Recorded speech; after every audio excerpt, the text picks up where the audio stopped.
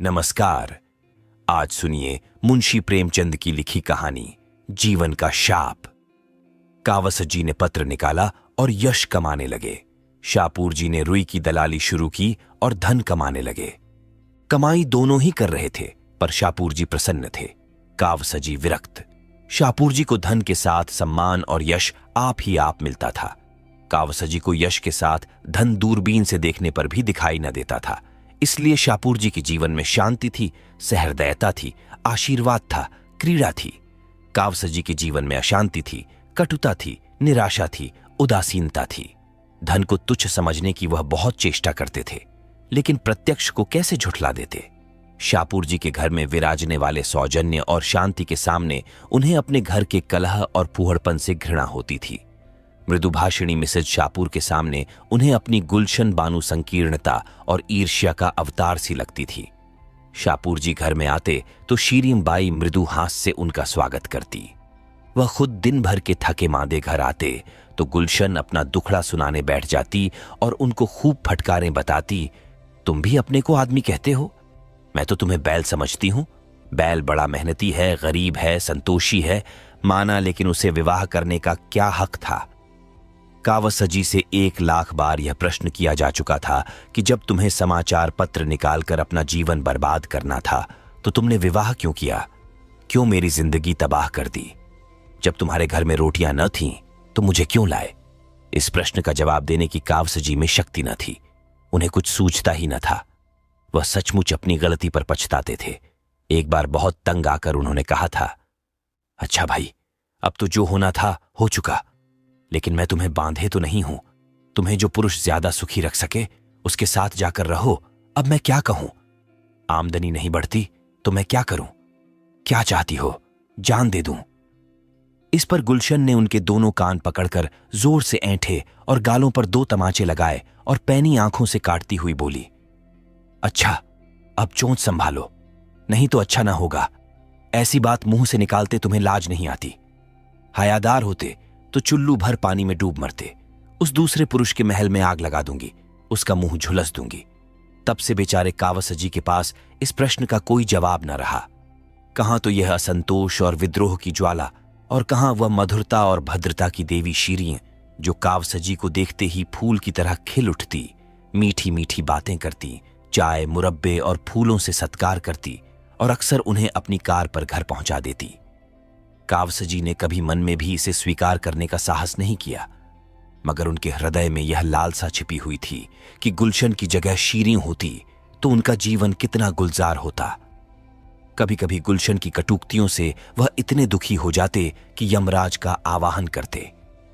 घर उनके लिए कैद खाने से कम जानलेवा न था, और उन्हें जब अवसर मिलता सीधे शीरियों के घर जाकर अपने दिल की जलन बुझा आते।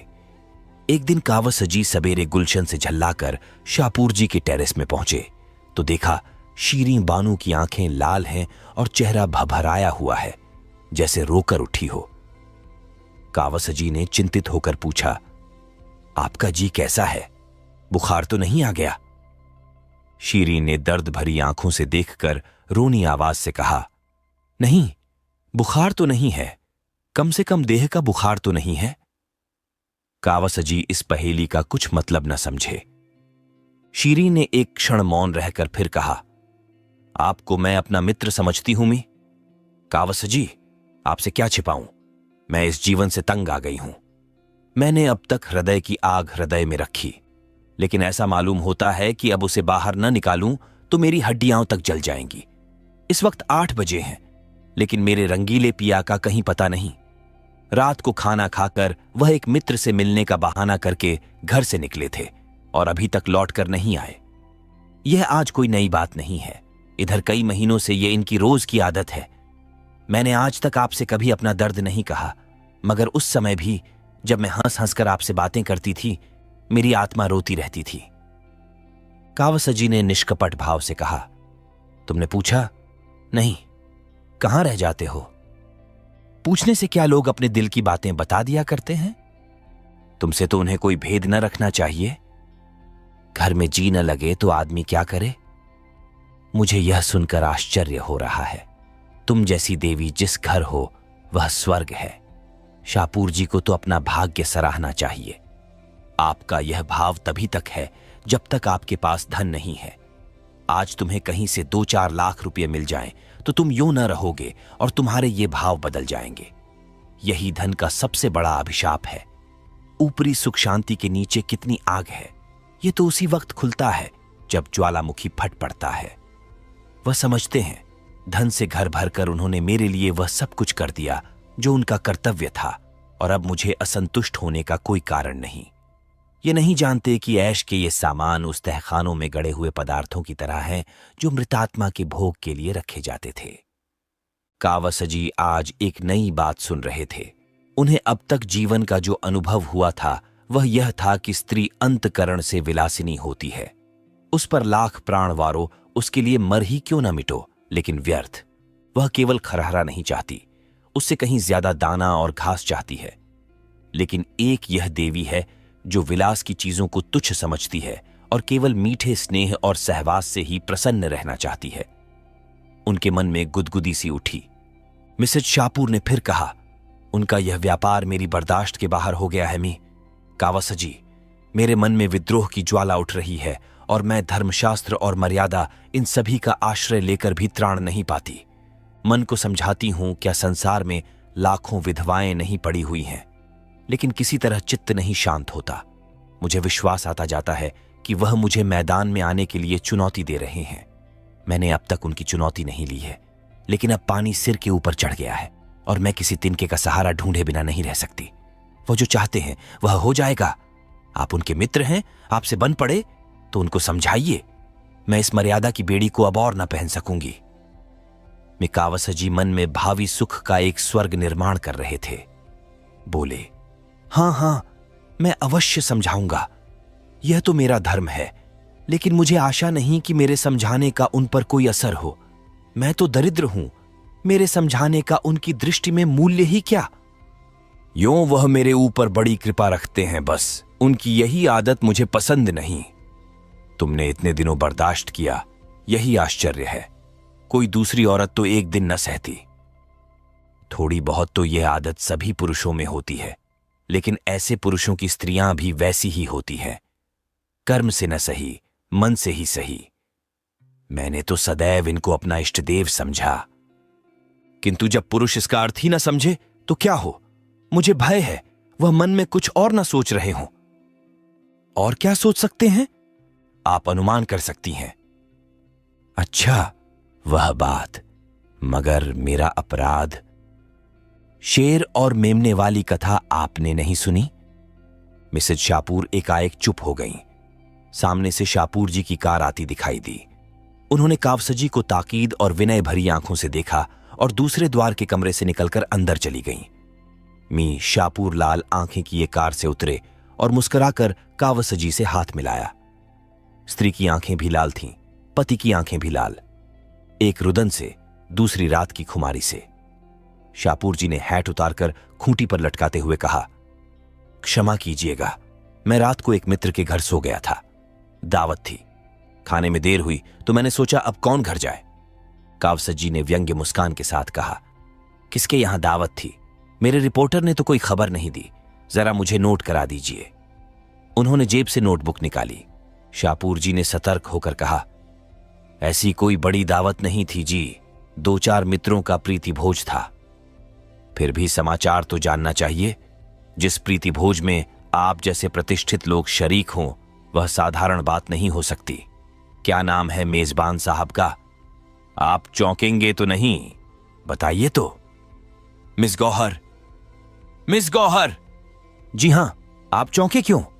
क्या आप इसे तस्लीम नहीं करते कि दिन भर पहिए आने पाई से सिर मारने के बाद मुझे कुछ मनोरंजन करने का भी अधिकार है, नहीं तो जीवन भार हो जाए। मैं इसे नहीं मानता। क्यों? इसीलिए कि मैं इस मनोरंजन को अपनी ब्याहता स्त्री के प्रति अन्याय समझता हूं। शाहपुर जी नकली हंसी हंसे। यही दकियानूसी बात। आपको मालूम होना चाहिए, आज का समय ऐसा कोई बंधन स्वीकार नहीं करता। और मेरा ख्याल है कि कम से कम इस विषय में आज का समाज एक पीढ़ी पहले के समाज से कहीं परिष्कृत है। अब देवियों का यह अधिकार स्वीकार किया जाने लगा है, यानी देवियां पुरुषों पर हुकूमत कर सकती हैं उसी तरह जैसे पुरुष देवियों पर हुकूमत कर सकते हैं। मैं इसे नहीं मानता। पुरुष स्त्री का मोहताज नहीं है, स्त्री पुरुष की मोहताज है। आपका आशय यही तो है कि स्त्री अपने भरण पोषण के लिए पुरुष पर अवलंबित है। अगर आप इन शब्दों में कहना चाहते हैं तो मुझे कोई आपत्ति नहीं, मगर अधिकार की बागडोर जैसे राजनीति में वैसे ही समाज नीति में धनबल के हाथ रही है और रहेगी। अगर दैवयोग से धानोपार्जन का काम स्त्री कर रही हो और पुरुष कोई काम न मिलने के कारण घर बैठा हो, तो स्त्री को अधिकार है कि अपना मनोरंजन जिस तरह चाहे करे। मैं स्त्री को अधिकार नहीं दे सकता। यह आपका अन्याय है। बिल्कुल नहीं।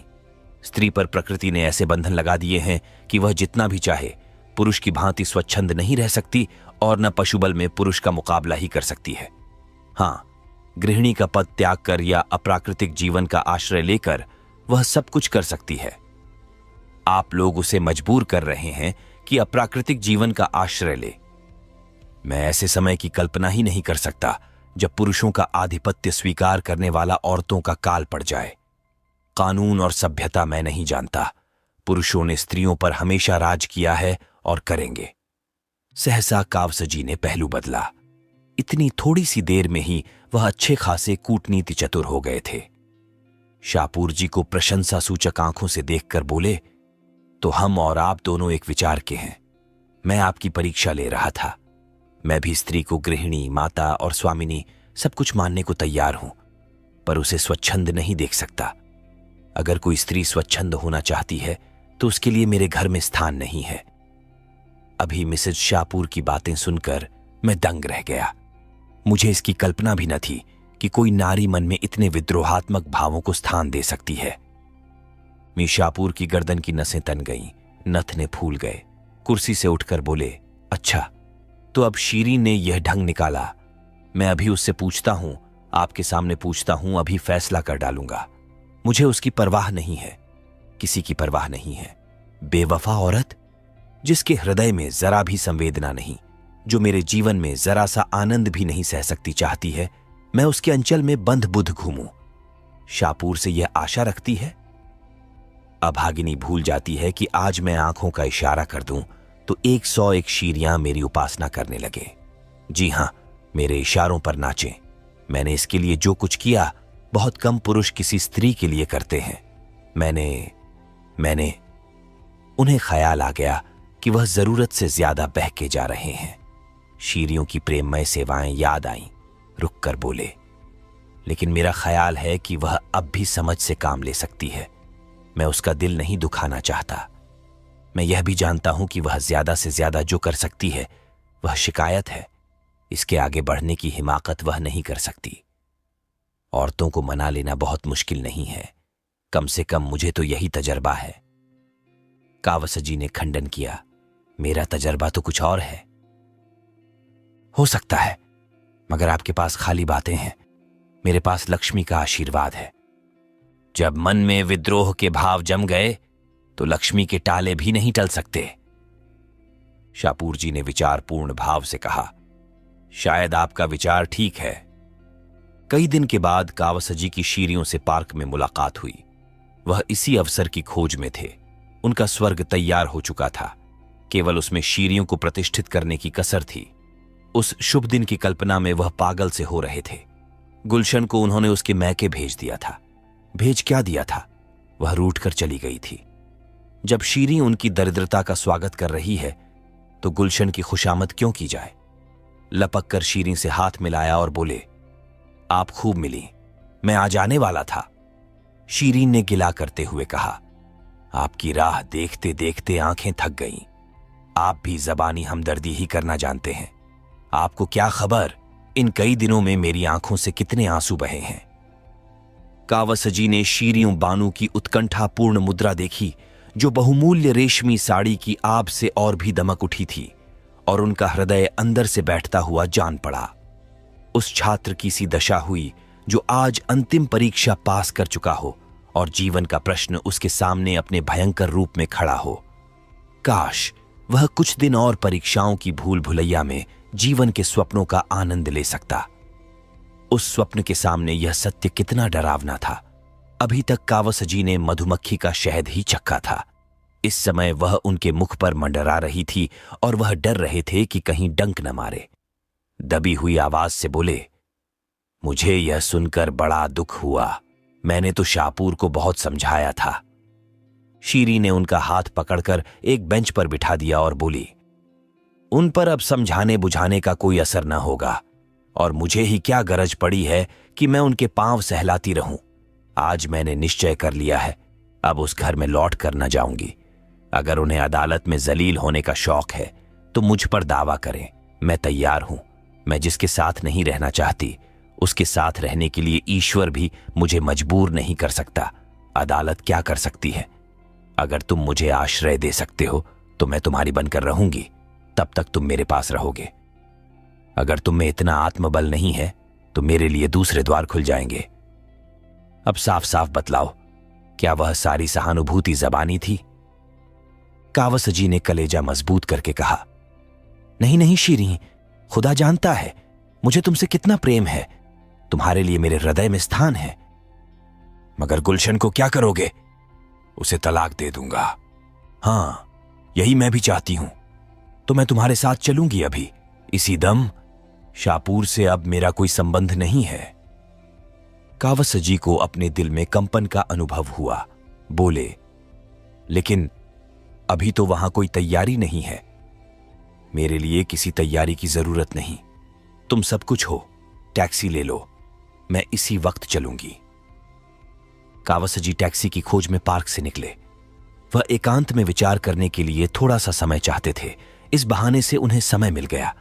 उन पर अब जवानी का वह नशा न था जो विवेक की आंखों पर छाकर बहुधा हमें गड्ढे में गिरा देता है।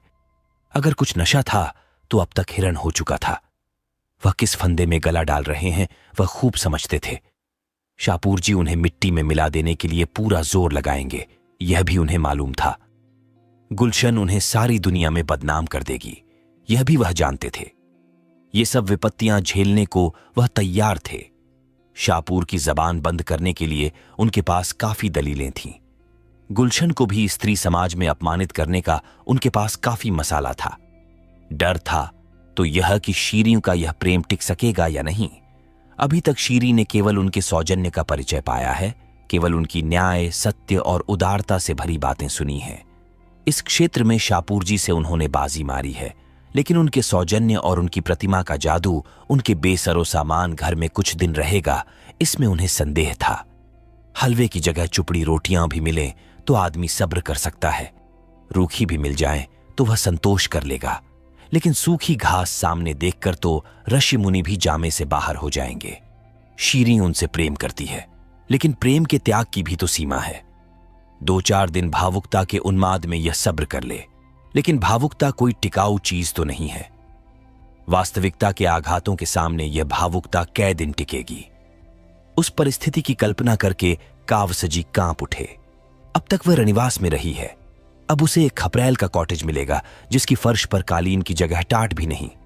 कहां वर्दीपोश नौकरों की पलटन, कहां एक बुढ़िया मामा की संदिग्ध सेवाएं जो बात बात पर भुनभुनाती है, धमकाती है, कोसती है। उनका आधा वेतन तो संगीत सिखाने वाला मास्टर ही खा जाएगा, और शाहपुर जी ने कहीं ज्यादा कमीनापन से काम लिया तो उनको बदमाशों से पिटवा भी सकते हैं। पिटने से वह नहीं डरते, ये तो उनकी फतह होगी, लेकिन शीरियों की भोग लालसा पर कैसे विजय पाएं? बुढ़िया मामा जब मुंह लटकाए आकर उसके सामने रोटियां और सालन परोस देगी, तब शीरियों के मुख पर कैसी विदग्ध विरक्ति छा जाएगी। कहीं वह खड़ी होकर उनको और अपनी किस्मत को कोसने न लगे। नहीं, अभाव की पूर्ति सौजन्य से नहीं हो सकती। शीरियों का वह रूप कितना विकराल होगा। सहसा एक कार सामने से आती दिखाई दी। कावस जी ने देखा शाहपुर जी बैठे हुए थे। उन्होंने हाथ उठाकर कार को रुकवा लिया और पीछे दौड़ते हुए जाकर शाहपुर जी से बोले, आप कहां जा रहे हैं? यूं ही जरा घूमने निकला था। शीरीन बानू पार्क में हैं, उन्हें भी लेते जाइए। वह तो मुझसे लड़कर आई हैं कि अब इस घर में कभी कदम न रखूंगी। और आप सैर करने जा रहे हैं, तो क्या आप चाहते हैं बैठकर रोऊं? वह बहुत रो रही हैं। सच? हाँ, बहुत रो रही हैं। तो शायद उसकी बुद्धि जाग रही है। तुम इस समय उन्हें मना लो तो वह हर्ष से तुम्हारे साथ चली जाए। मैं परीक्षा करना चाहता हूं कि वह बिना मनाए मानती है या नहीं। मैं बड़े असमंजस में पड़ा हुआ हूं। मुझ पर दया करो, तुम्हारे पैरों पड़ता हूं। जीवन में जो थोड़ा सा आनंद है उसे मनावन के नाटे में नहीं छोड़ना चाहता। कार चल पड़ी और कावसजी कर्तव्य भ्रष्ट से वहीं खड़े रह गए। देर हो रही थी। सोचा कहीं शीरीं ये न समझ ले कि मैंने भी उसके साथ दगा की, लेकिन जाऊं भी तो क्यों कर।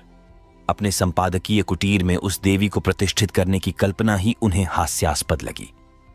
वहां के लिए तो गुलशन ही उपयुक्त है। कुड़ती है, कठोर बातें कहती है, रोती है, लेकिन वक्त से भोजन तो देती है। फटे हुए कपड़ों को रफ्फू तो कर देती है।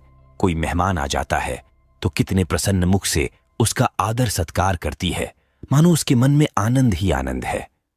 कोई छोटी सी चीज भी दे दी तो कितना फूल उठती है। थोड़ी सी तारीफ करके चाहे उससे गुलामी करवा लो।